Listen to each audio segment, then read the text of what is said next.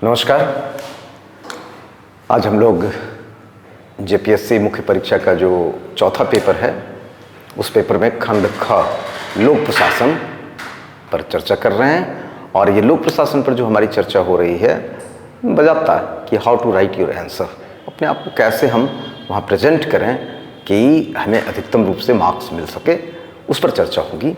तो मैंने जैसा कि आप लोगों को ये कहा कि संविधान के खंड में हमारे लिए आर्टिकल का काफ़ी महत्व था ना। हमने कहा था कि article to be mentioned there, article का महत्व था। हमने कहा था सुप्रीम कोर्ट के वर्डिक्ट जितने आते हैं उनका महत्व था हमारे लिए।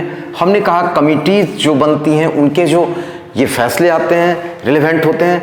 उसी तरह से जब हम इस खंड में आएंगे, अपने लोक प्रशासन वाले खंड में आएंगे, तो यहाँ पर हमारे लिए महत्वपूर्ण होगा हमारे विद्वानों ने जो लोक प्रशासन के लिए कहे हैं उनके कथन, इस पर जोर देना होगा।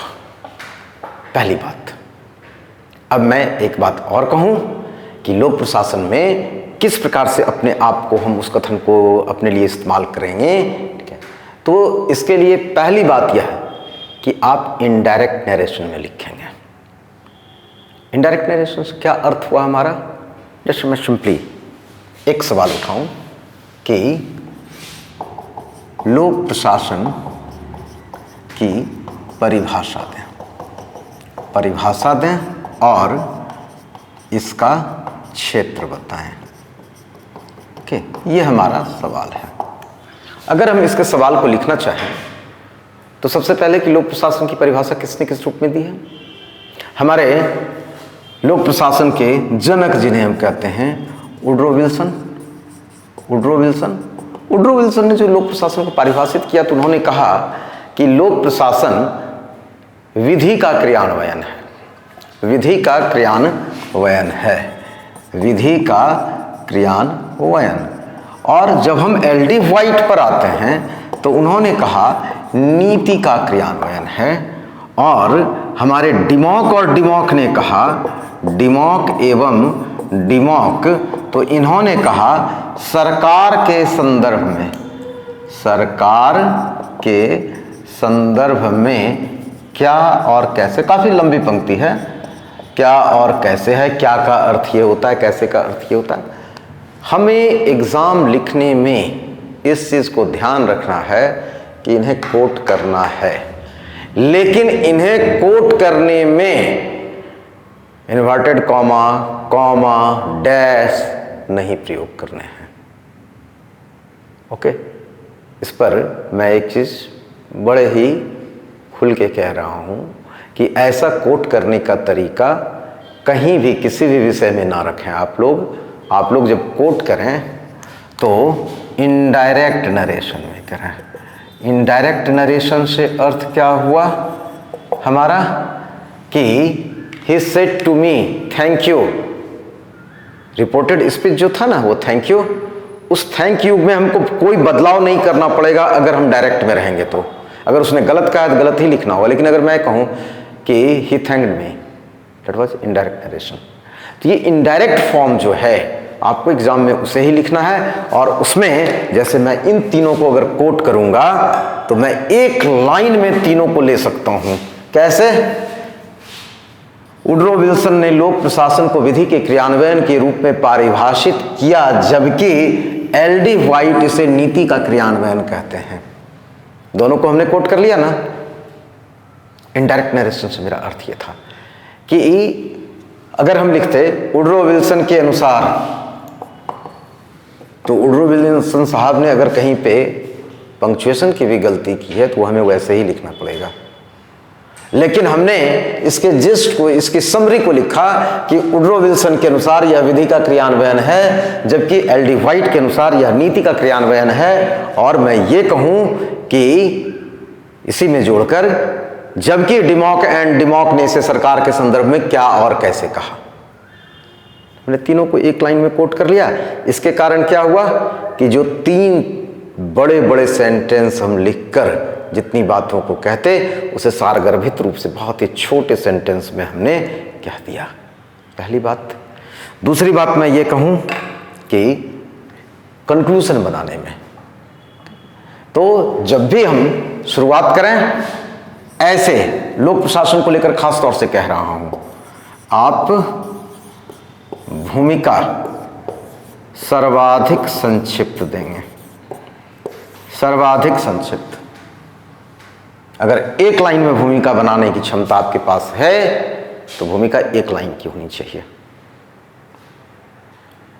पारंपरिक रूप से अगर हम लोक प्रशासन को पारिभाषित करते हैं, नवीन लोक प्रशासन के रूप में जब पारिभाषित करते हैं, या फिर आगे हम उसे उदारीकरण के बाद लोक प्रशासन को समझने की कोशिश करते हैं, परिभाषा एक लाइन के इंट्रो से, सिर्फ एक लाइन, इससे ज़्यादा लिखना इसमें आपके इधर के कंटेंट्स को कम कर देगा, जो आपके मार्क्स को प्रभावित करेगा।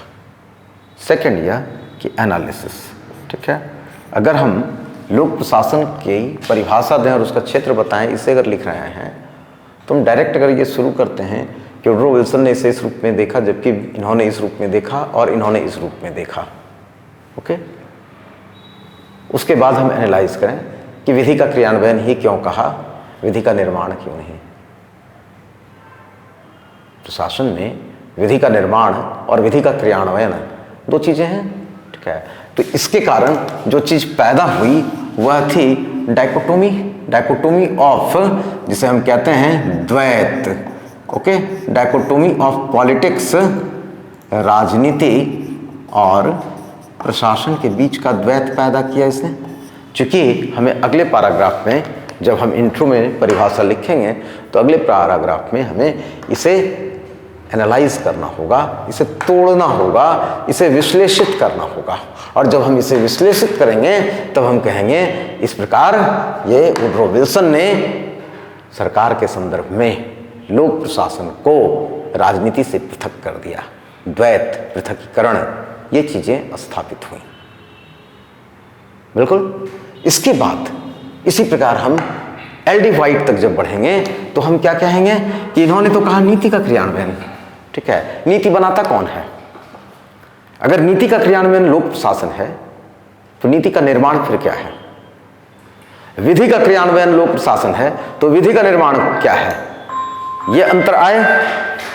विधि का क्रियान्वयन, नीति का क्रियान्वयन, इन दो पक्षों पर अगर हम रहकर बात करते हैं तो विधि के निर्माण और नीति के निर्माण, इसे हम लोक प्रशासन की सीमा में नहीं रख सकते, ओके। यानी कि लोक प्रशासन के संदर्भ में हमारे लिए नीति बनाने, दैट इज राजनीति, नीति का क्रियान्वयन, दैट इज प्रशासन, इस बिंदु पर आना पड़ेगा हमें। और इस बिंदु पर आने के बाद इसमें बहुत सारे लोगों को कोट करना है, सिर्फ यही तीन नहीं, विलोबी हैं, गुलिक हैं, उर्बिक हैं, ग्लैडन हैं, सारे ने क्या कहा आपको लिखने हैं, फिफ्नर हैं, प्रेस्थम एंड प्रेस्थम हैं, वो सारी चीजें आप जान रहे हैं कि इन सारे विद्वानों को हम कोट करते चल, क्योंकि हमारा कंक्लूजन इन्हीं के कथन पे बनेगा, ओके। तब यानी कि इस डाइकोटोमी को अगर हम रखेंगे कि राजनीति और प्रशासन के बीच एक रेखा है, पृथककारी रेखा है जो दोनों को एक दूसरे से अलग करती है, अगर हम इस चीज को मानते हैं तो इसका मतलब है कि नीति बनाने का कार्य, विधि बनाने का कार्य प्रशासन का हिस्सा नहीं है, ठीक है। यानी कि एक राजनीति का कार्य होगा, एक प्रशासन का कार्य होगा। और जब हम दिमाग के अर्थ में जाएंगे तो हम कहेंगे सरकार के संदर्भ में ये क्या और कैसे है, तो क्या का मतलब क्या, what is to be done. ये कहते हैं व्हाई एंड हाउ, तो व्हाई का अर्थ क्या हुआ, वे गोल जो सरकार सेट करना चाहती है, और जो गोल सेट की जा रही है वो गोल क्या है, दैट इज नीति, वही तो नीति है। और कैसे, ठीक है, तो वो प्रशासन का तरीका। अब तो ले देकर बात क्या है कि यहां पर एक ऐसी अवस्था हम देखते हैं जहां पर आकर ये जो पृथकीकरण का मामला था, इस दीवार को ढहा दिया जाएगा और कहा जाएगा नहीं, लोक प्रशासन लोक नीति का, विधि का क्रियान्वयन भी है और प्रशासन भी है, दोनों में उस तरह की पृथकता हम ला ही नहीं सकते जैसे कि पहले इन्होंने वुडरो विल्सन ने लाने की कोशिश की या अन्य ने लाने की कोशिश की। क्या यह कार्यपालिका के अध्ययन तक सीमित है, हाँ या ना, यह बेसिक फीचर था, ओके। इस पर रहकर जब हम शुरू करते हैं लोक प्रशासन के अर्थ को परिभाषित करना, ठीक है, तो एक नया आयाम भी आप देखते हैं इसका विश्लेषण लिखने में। क्या लोक प्रशासन को परिभाषित करने में सिर्फ कार्यपालिका विधायिका के बीच के डिफरेंस को पकड़ना आवश्यक है या इससे आगे को भी? मैं एक छोटा सा एग्जांपल आपसे लेता हूं। यूएस में विकास योजनाएं, भारत में विकास योजनाएं भिन्न होंगी कि नहीं होंगी? 1947 के पहले भारत में लोक प्रशासन, 1947 के बाद का लोक प्रशासन, अंतर होगा या नहीं? 47 से पहले का प्रशासन जो है वो क्या है? औपनिवेशिक शासन जो था वो क्या था? वो राजस्व प्रशासन आधारित था, उसे केवल राजस्व प्रशासन से मतलब था। लेकिन आजादी के बाद क्या हुआ? लोक कल्याणकारी प्रशासन। भारत स्वतंत्र देश है, अगर लोक कल्याणकारी प्रशासन है तो इसके फीचर्स, इसके आयाम बदलेंगे या नहीं बदलेंगे? ये काल संदर्भ की बातें हैं, स्थान संदर्भ की बातें हैं। नॉर्वे जहां 100% लिटरेसी है, वहां के प्रशासन में क्या किसी लिटरेसी प्रोग्राम को चलाने की जरूरत है? लेकिन भारत में, बांग्लादेश में, तीसरी दुनिया के कई देश जहां पर किसकी जरूरत है? अंतर तो इस बात का आता है ना कि काल संदर्भ हम लें, स्थान का संदर्भ लें, तब हम उसे परिभाषित करने की कोशिश करें।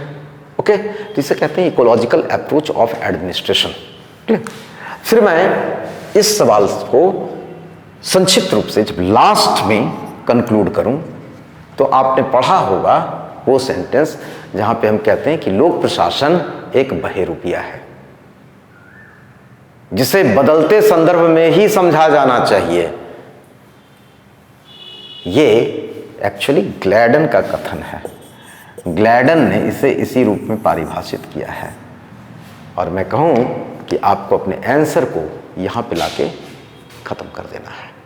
शुरू आपने कहां से किया कि लोक प्रशासन विधि का क्रियान्वयन है, नीति का क्रियान्वयन है, केवल कार्यपालिका शाखा का अध्ययन। इसमें विद्वानों को आपने कोट किया, फिर उसे एनालाइज किया, उसके बाद आप डिमॉक वाले हिस्से में आए जिसमें कि इन्होंने कहा कि सरकार के संदर्भ में क्या और कैसे है, और लास्ट में आपने उसे एनालाइज किया कि पारिस्थितिकीय रूप से लोक प्रशासन प्रभावित होता है, क्योंकि लोक प्रशासन हमेशा संदर्भगत है। इसका सरोकार हमेशा उन शासितों से है जिनके लिए प्रशासन है, यानी कि प्रजा, जनता का प्रशासन है। तो जब ये जनता के लिए प्रशासन है तो जनता के अनुरूप तो इसका स्वरूप बदलेगा ना, और जब इसका स्वरूप बदलेगा तो फिर आप इसका अर्थ समझ रहे हैं कि इसे हम एक स्थिर ढांचे में नहीं बांध सकते, और तब आपको ग्लैडन पर लाकर इसे क्लोज कर देना है। That's all. नेक्स्ट डे फिर